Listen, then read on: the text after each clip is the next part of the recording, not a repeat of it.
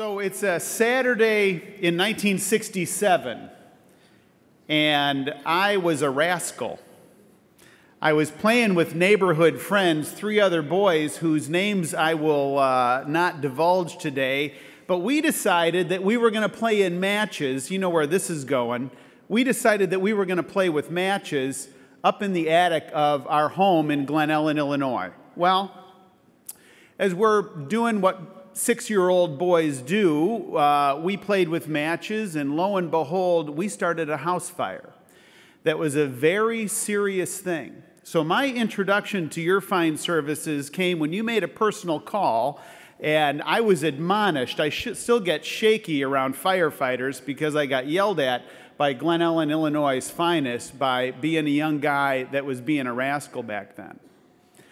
I think my attitude about firefighters was informed, like so many Americans' attitude about firefighters, on September 11th. And I know I'm telling you something that is not news to you, but I began to look at you differently.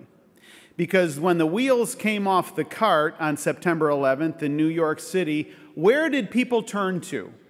Where did they turn? Where was their focus at a time of emergency and at a time of extremity and at a time of panic?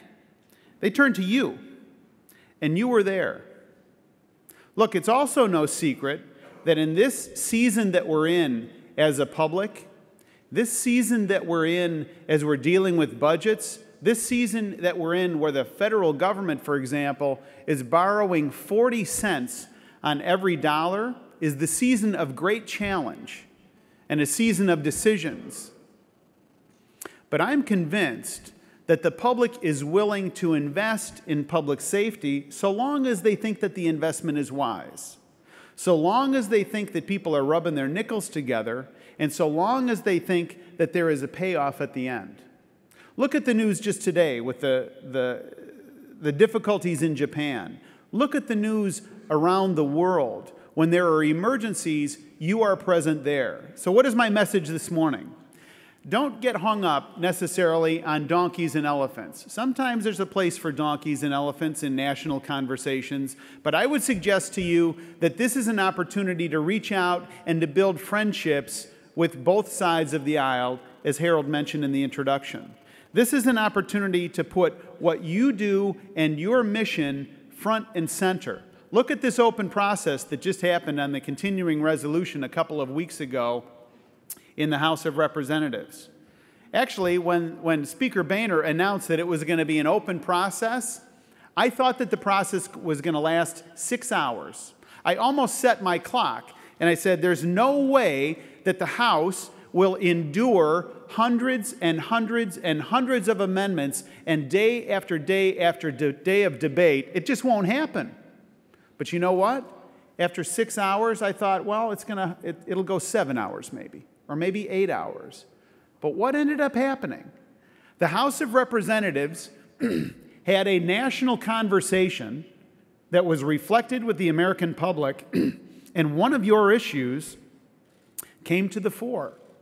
And it was offered an amendment, as you know, by the gentleman from New Jersey, and it prevailed. It prevailed on the merits of the argument. It prevailed because most folks looked at that and they said, you know where we should be investing when there's few resources? You know where we should be investing and making sure things are whole? We should be investing in public safety. That's one of these issues that I think can bring us all together. So I think ultimately you're going to hear from a whole host of people today. You're going to hear from great speakers with a wide range of perspectives. But my message is very simple. For those of you that are represented by Republicans in the House of Representatives, many of them are new members who have not dealt with a whole host of issues before. Take the time to sit down with them. Take the time to get in front of them. Take the time to tell your story. Take the time to invite them into your firehouses and build those relationships, because here's one thing I do know. Members of Congress want to listen to their constituents. Members of Congress want to do the right thing. And members of Congress are under pressures from a financial point of view unlike generations have seen in the past. And so take advantage of the openness of the process. Take advantage of the fact that you have something good to say, that you add a great deal of value to the community, that you have an unbelievably rich heritage. And just because somebody has an R at the end of their name, don't walk away thinking that they're not willing to engage you and have a conversation and try to work together. So thank you. Thanks for the chance to be with you. And I wish you a great conference for the rest of your time together. Thank you very much. Thanks,